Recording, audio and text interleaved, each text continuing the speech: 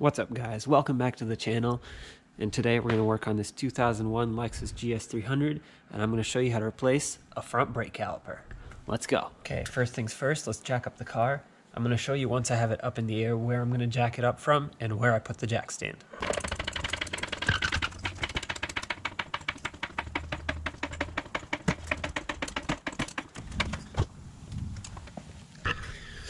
Okay, so Toyota was nice enough to put a little plate on the front subframe for you so you can jack it up.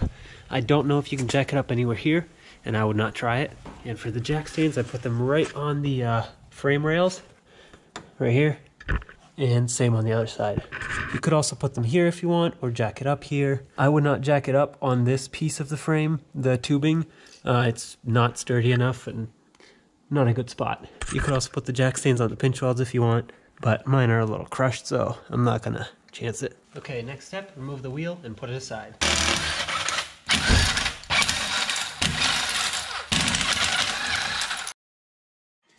Alright, so first thing, to replace this caliper, what I like to do is I like to crack the banjo bolt free and then snug it back up. Alright, next you want to remove these two bolts which hold the slider pins in place by going the right way.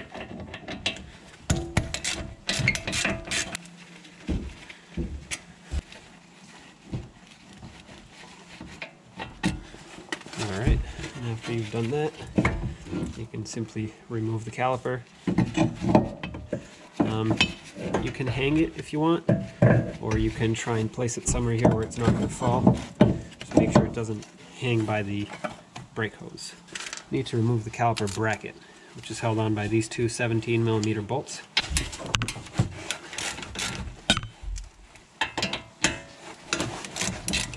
Leave this in just a little bit and then undo the top one.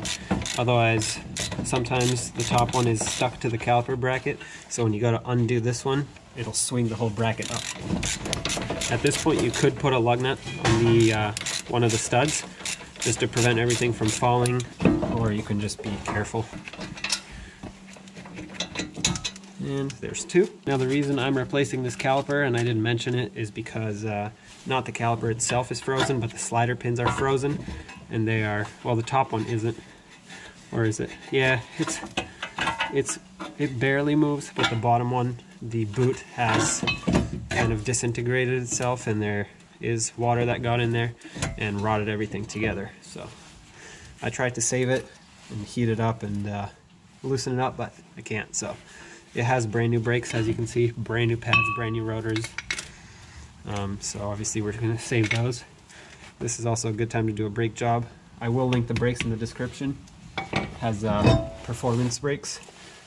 So if you're interested, you can get those. I'll link them in the description. And this I bought from the local parts store. Alright, so the reason I loosened up this bolt at the beginning is because otherwise it would be super tight now. And now that it's broken free, all you have to do is just loosen it up. Make sure you have a collection receptacle underneath because it will leak fluid. So I got my collection bucket, just a little jar. I like to use something metal, not plastic, because brake fluid may eat through the plastic. So now unscrew this banjo bolt by hand.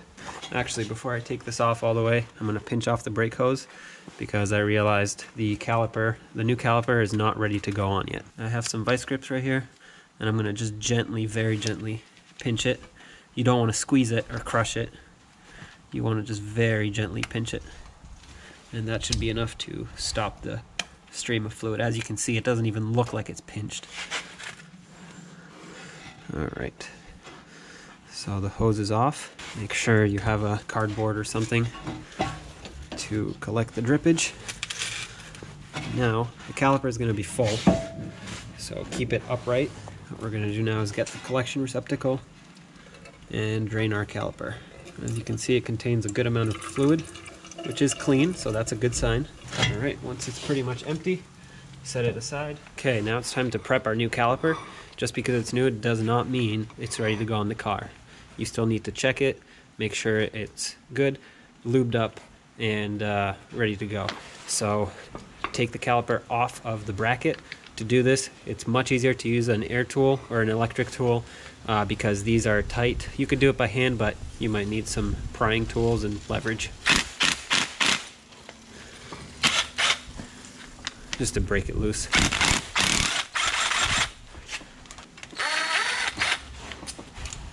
Alright, now the caliper is off the bracket, and this is what we are interested in. These slider pins, they need to be lubricated, which it looks like they are, but I'm going to still add a little bit more silicone paste. Now I like to use this silicone paste just because it's okay to use on rubber. If you use a petroleum-based lubricant or a grease, that will eat away at the rubber, and that's no good. Now you don't have to use silicone paste. You can use brake lube or whatever they call it. That's also good, but this is what I prefer, and this is what I've always used. Make sure you put some in this little ridge right here, because that's where the boot rides and you want that to seal up. Alright, do the same to this one. See, this one's a little more dry than the other one.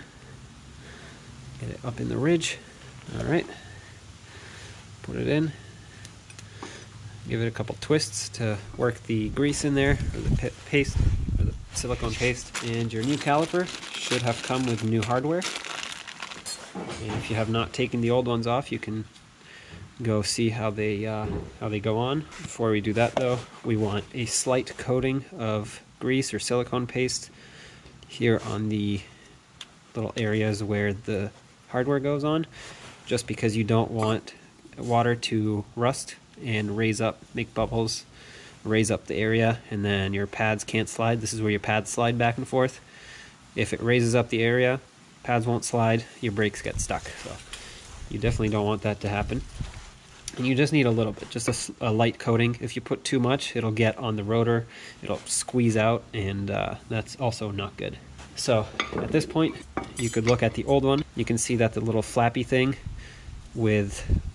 so this one has two flappy things, one on the bottom, one on the inside. This one goes on the top. That's not the one we're looking for. We're looking for the one with just one little springy flappy thing. And that one, as you can see, goes here. And here's the other one. That one goes there. A lot of them will also only go on one way, so there's not really much to confuse.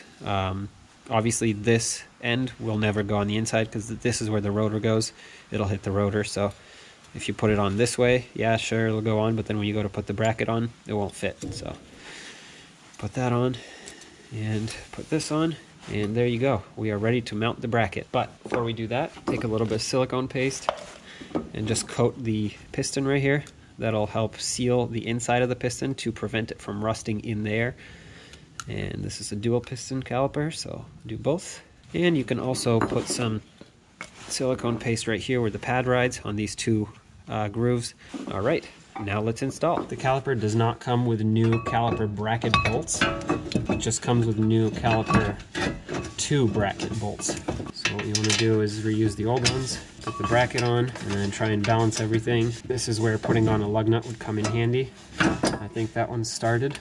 Start the top one. Once you get them both started, just bottom them out, and then we can torque them.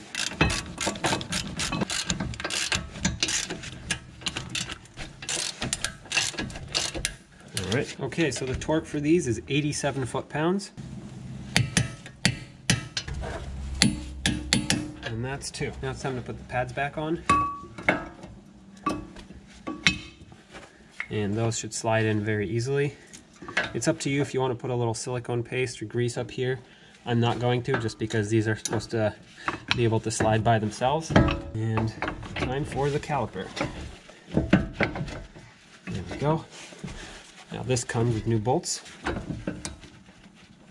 we go. Actually, I almost forgot. Before we tighten this up, there's one more step, and that's my bad. The new caliper came with these little springs that go between the pads and help spread out the pads and they help spread out the pads when you're done braking, so to prevent drag. So you put those on there, one on top, one on the bottom. Now somehow you're gonna have to put this caliper on. There we go. Oh, of course. Can you guess where it landed? Okay. after you've retrieved your bolt. Put that back on here and snug it up, and then we're going to tighten these to 25 foot-pounds. Now sure, you can tighten it to 25 foot-pounds with a torque wrench, or if you just make it snug, that's pretty much 25 foot-pounds. Well, snug and then a little bit. So what I'm going to do, I'm going to snug it, and then I'm going to give it a nice loving bonk. A couple bonks, should be all set. Now this part, reconnecting the caliper. As you can see, it came with a brand new banjo bolt and 2 washers or gaskets, which is perfect. That is what we want. You do not want to reuse the old crush washers. They are copper, so they are one-time use only, and they crush down when you tighten this up for the first time. So remove the old bolt and make sure there should be a washer on each side. This one looks like it's still here, so we're gonna have to remove that. And this one is also here. And the way to do that is you take a pair of pliers. You can either bonk it and they'll fall off, or you take a pair of pliers. There we go, that fell off. Or you take a pair of pliers and squeeze it until it comes off. Just depends how much fun you want to have. Now, you want to pay special attention to not twist the hose in any way. You want it to be as straight as possible. No curls, no twists, no bends, all right? And then you want to put washer on one side, washer on the other side. Obviously, make sure you wear gloves for this whole process, because brake fluid is hydroscopic, so it absorbs in your skin, and obviously it is not good for your skin. All right, so tighten this down. This has a little hook which goes into the corresponding slot in the caliper. Once you position it, tighten it up all the way, and then we're gonna snug it. This also has a torque, but you can just snug it until just slightly crush down those gaskets, and it should be all set. Now, this new one is a smaller size. That is interesting. Okay, so for me, this new bolt is a 7/16, which is weird. It's not a 14 anymore. That would basically be the equivalent of an 11.5. All right, so snug it down, get tight, and that should be good. Now we're gonna open up the bleeder screw up here. Unfortunately, my caliper did not come with a cover for the bleeder screw, so I'm gonna have to source one. For the purpose of this video, we're just gonna open this up. And to do that, you can use a wrench, or you can use an 8mm. At this point, you can let go of this. It's a good idea to put some electrical tape if you're gonna use the vice grips. All right. So just open that and let it gravity bleed. What that means is gravity is going to do its job and pull the fluid down, squeeze the air out, and push the fluid out that way. Put your collection receptacle underneath and get it ready to catch some fluid. If you want, you can wiggle the hose back and forth. That might accelerate the process slightly, and just wait for the fluid to come out. You can use a vacuum bleeder if you have one, and once it's done, once fluid comes out of here, you can perform a regular bleed where someone pumps the pedal up and then holds it. You crack the bleeder, fluid comes out, and you do it over and over till you get no more bubbles. Okay, and once we get a steady trickle of fluid, we can close this up and snug it down. You don't have to go crazy on this, just make it tight. Remove your collection receptacle, and let's get the wheel back on. Get the wheel back on.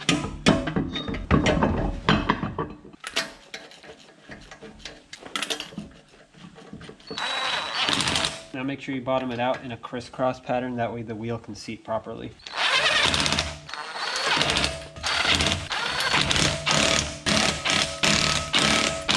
Alright, now let's bring the car down and torque the wheel.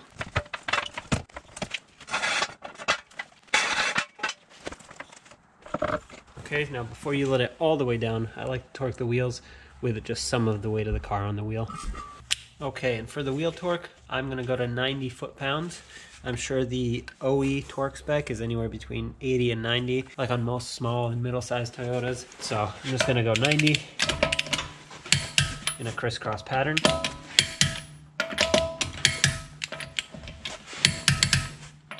And double check.